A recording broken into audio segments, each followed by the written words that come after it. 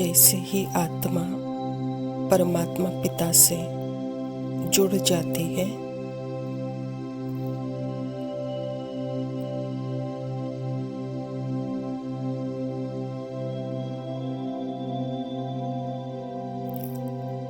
बस यहाँ एक जांच कर ले कि क्या मन किसी टिप्पणी या कमेंट्री की प्रतीक्षा तो नहीं कर रहा है।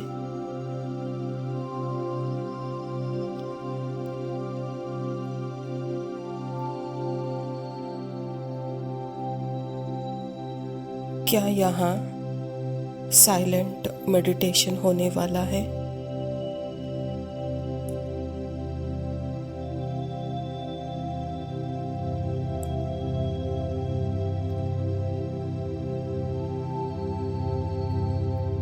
बस साइलेंट निराकार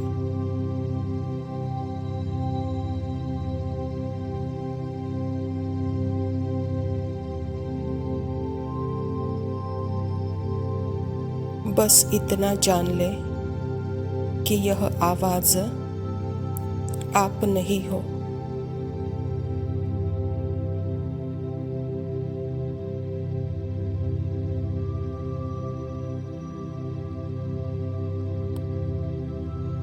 जो इस आवाज से अवगत है, अर्थात इस आवाज को जानता है, वह स्वयं मौन है, साइलेंट है।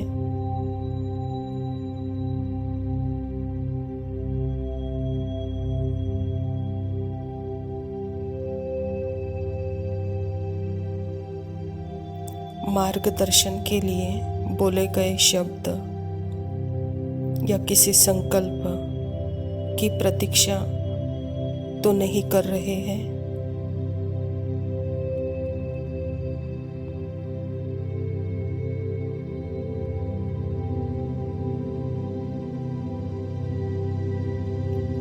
मन केवल पिता के साथ ही सचेत रह सकता है। मन मात्र परमात्मा के याद में ही प्यूरिफाइड हो सकता है।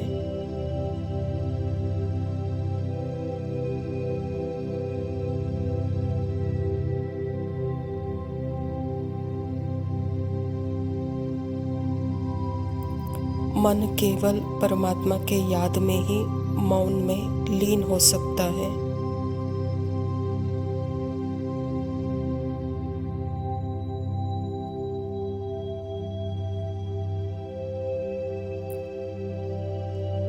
मन मात्र परमात्मा के याद में ही एकाग्र हो सकता है। यहाँ ही चेक करो, क्या मन कोई संकल्प लाकर मैं उसके पीछे नीचे तो नहीं आ रही हूँ?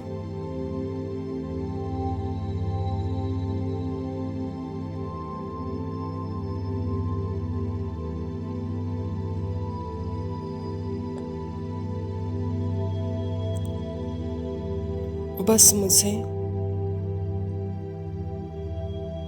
अपने ही साइलेंस में शब्दों से, संकल्पों से परे की स्थिति से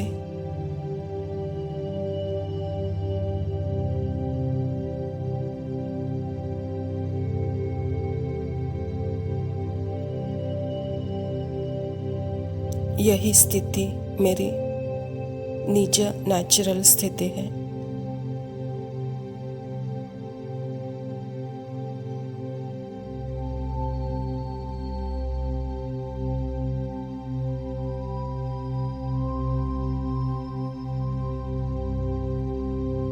परमात्मा पिता के साथ जब हम कनेक्शन जुड़ जाता है तो वहाँ भी साइलेंट स्थिति का अनुभव होता है।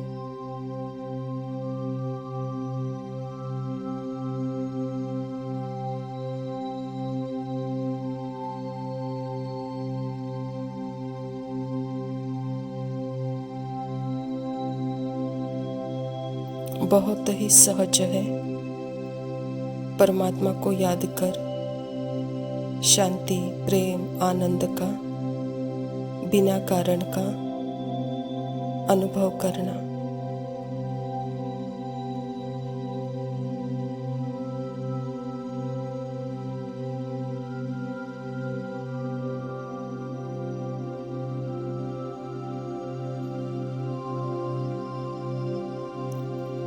बस इतना समझ ले कि ध्यान में, मेडिटेशन में संकल्पों की और शब्दों की आवश्यकता नहीं है।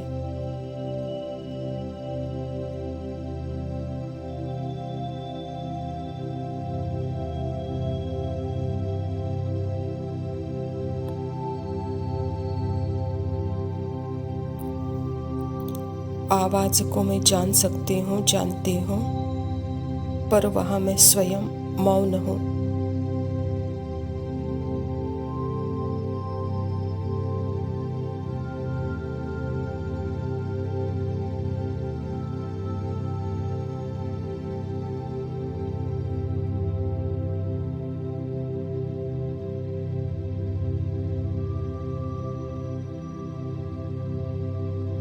ओम शांति। प्रातः मुरली, बाप दादा मधुबन। मीठे बच्चे, तुम्हें आपस में बहुत बहुत रूहानी स्नेह में रहना है। कभी भी मतभेद में नहीं आना है। स्वयं परमपिता परमात्मा शिव बाबा प्रजापिता ब्रह्मा के तन में आकर के हम बच्चों को एक परिवार के रूप में, एक मत में, एक रस में देखना चाहता है। लेकिन हम बच्चे पहले अपने रूहानी स्थिति को जब पहचानते हैं और परमात्मा जो कि निराकार है, उसको कोई साकार शरीर नहीं है और वह निराकारी प्रजापिता ब्रह्मा के द्वारा हमको श्रीमत दे रहे हैं और यह श्रेष्ठ श्रीमत ही हमारा भाग्य बनाती है। और ब्रह्मा के थ्रू या ब्रह्मा कुमार कुमारियों के थ्रू जो श्रीमत हमको मिल रही है वह परमात्मा की ही श्रीमत है। तो श्रीमत को सिर्फ हम हाजी कहकर हम चलते हैं उस पर, तो वहाँ मतभेद नहीं होगा, तो वहाँ एक रस एक मत होगा। तो बाबा भी चाहते हैं कि बच्चे यह परिवार में कोई मतभेद नहीं हो, बहुत बहुत आपस में रूहानी स्नेह हो। प्रश्न है, हर एक ब्राह्मण बच्चे को अपने दिल से कौन सी बात पूछनी चाहिए? उत्तर, अपने दिल से पूछो, मैं ईश्वर की दिल पर चढ़ा हुआ हूँ। मेरे में दैवी गुणों की धारणा कहाँ तक है? मैं ब्राह्मण ईश्वरीय सर्विस में बाधा तो नहीं डालता? सदा शिरखंड होकर रहता हूँ। हमारी आपस में एक मत है। मैं सदा श्रीमत का पालन करता हूँ। बाबा हम ब्राह्मण बच्चों को चेकिंग करने के लिए पूछ रहे हैं और उस चेकिंग में हमको क्या क्या चेकिंग करना है। पहली बात बाबा कह रहे हैं कि मैं बाबा के दिल पर चढ़ा हूँ, अर्थात बाबा मुझे जैसा बनाना चाहते हैं, जो सिखाना चाहते हैं, उस डायरेक्शन पर मैं सदा चलकर बाबा का प्यार पा रहा हूँ और मेरे कर्म में सदा दैवी गुणों की धारणा है। समझो कोई श्रीमत की पालना में नहीं करता हूँ और वह मैं सत्यता से बाबा के सामने स्पष्ट करता हूँ, तो वहाँ ईश्वरीय सेवा में बाधा नहीं है। अगर मैं श्रीमत की पालना नहीं करता हूँ और उसको छुपा रहा हूँ, छुपा रही हूँ, तो वहाँ बाबा के सेवा में, ईश्वरीय सेवा में जैसे बाधा डालते हैं। और बाबा कहता, बच्चे सदा यह चेक करो कि हम एक मत हैं। मैं सदा सर्व श्रीमत की पालना करती हूँ। तो यह सारी जो बच्चे चेकिंग करते हैं वही बच्चे बाबा के दिल पर जैसे चढ़े हुए हैं, वही सच्चे ब्राह्मण बच्चे हैं। धारणा के लिए मुख्य सार है। पहला पॉइंट है, बाप दादा के दिल पर चढ़ने के लिए मनसा वाचा कर्मणा सेवा करनी है। एक्यूरेट और ऑलराउंडर बनना है। परमात्मा अर्थात मुझ आत्मा का पिता और वह पिता प्रजापिता ब्रह्मा के तन में आकर के हम आत्माओं का भाग्य विधाता बना है।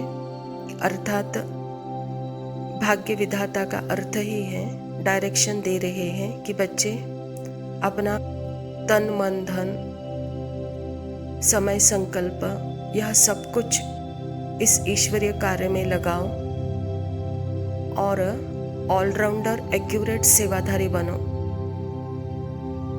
तो जैसे भाग्य विधाता के द्वारा हमारा भाग्य पद्मा पदम जमा होगा, इससे बाप भी खुश और मैं आत्मा भी जन्म जन्मांतर के प्राप्तियों से भरपूर, तो मैं सदा के लिए खुशी का अनुभव कर सकती हूँ, खुश रह सकती हूँ, क्योंकि वहाँ भाग्य फल के रूप में पुण्य के रूप में है।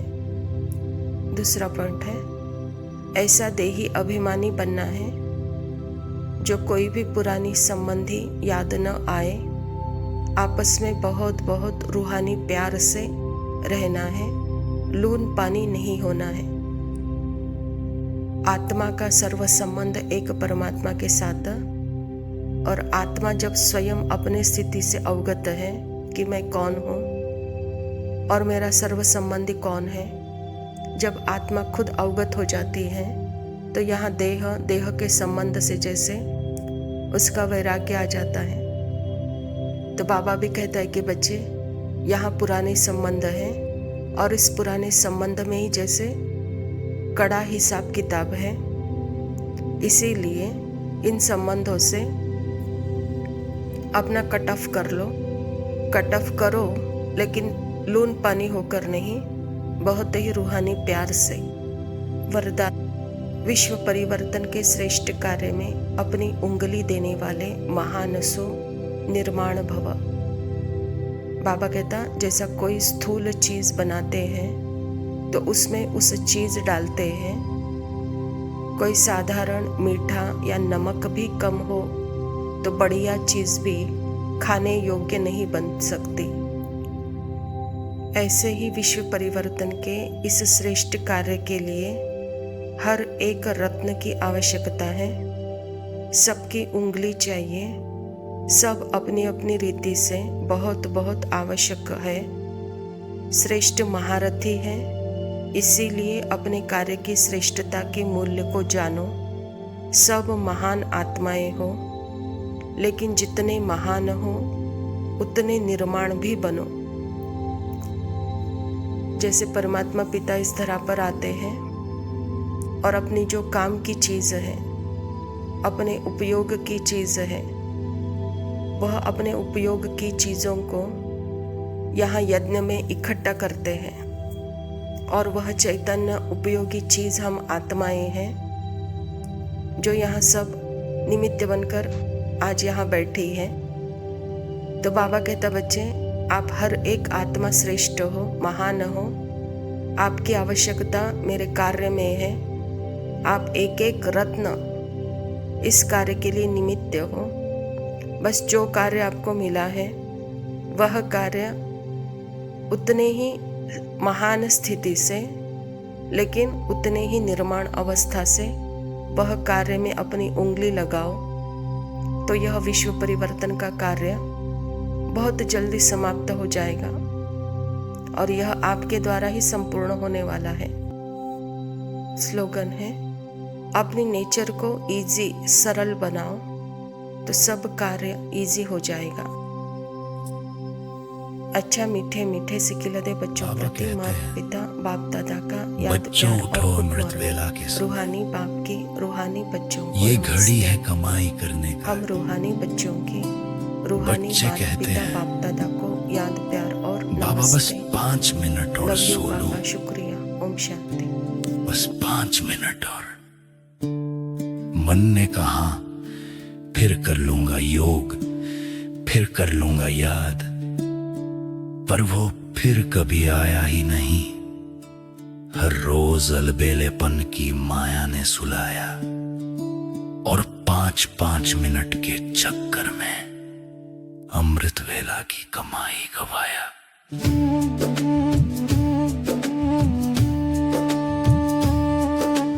बाबा कहते हैं अब तो उठो मुरली सुनो। बाबा कहते हैं आज तो उठो मुरली सुनो।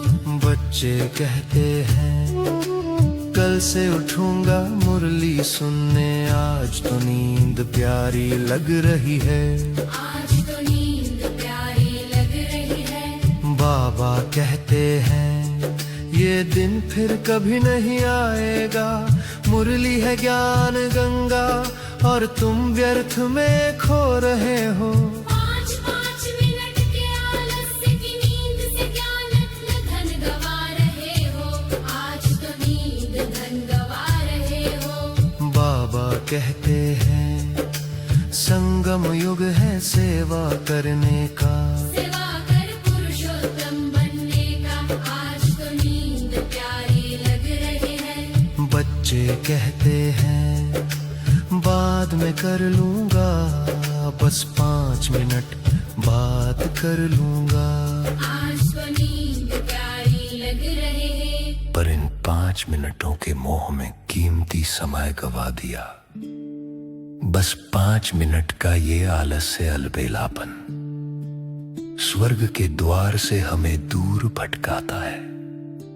हर 5 मिनट ने मुझसे स्वर्गयुग छीना है, क्योंकि जिसने समय को पहचाना नहीं वो मंजिल तक पहुंचा ही नहीं। ये 5 मिनट का आलस्य देह अभिमान में सुला देता है।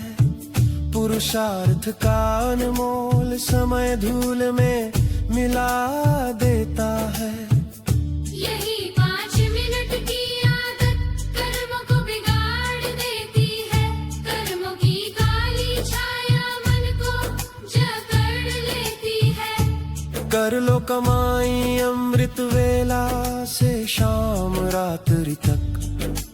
ज्ञान, योग, गुणों और शक्तियों की टालने के 5-5 मिनट के चक्कर में